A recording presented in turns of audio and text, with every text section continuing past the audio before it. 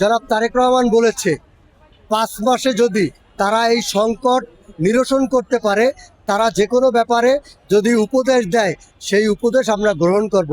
আসলে হাসনাত আবদুল্লাহ এবং 11 দল, আপনি দেখবেন তারা হলো শিশু বাচ্চা।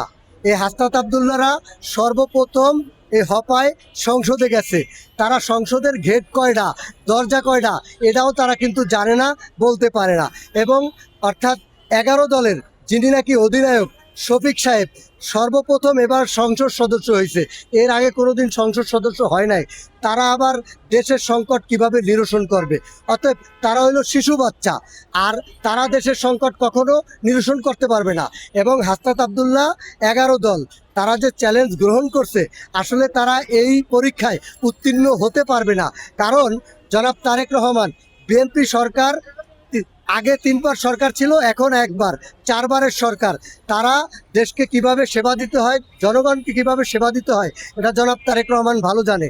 অতএব ইনশাল্লাহ আল্লাহ রহমতে বেশি দিন লাগবে না, অল্প কয়েকদিনের ভিতরেই দেশের সংকট চলে যাবে। এবং জনাব তারেক রহমানের নেতৃত্বে বাংলাদেশ যেভাবে আগাচ্ছে আরও আগাবে। এবং হাসনাত আবদুল্লাহ এবং 11 দল যারা এই বর্তমানে, আপনি দেখবেন কিছুদিন আগে তারা কিন্তু একটা আন্দোলন করেছে। নাহিদ, সে বলেছিল তেল নাই, গ্যাস নাই, পানি নাই, এবং পিছনে তার ফ্যান চলতেছে, কারেন্ট আছে। তাইলে তার মানে তাদের এটা অপপ্রচার, ভুল ব্যাখ্যা। তার মানে দেশকে অস্থির করতে চায় এবং দেশকে পিছনে ফেলতে চায়।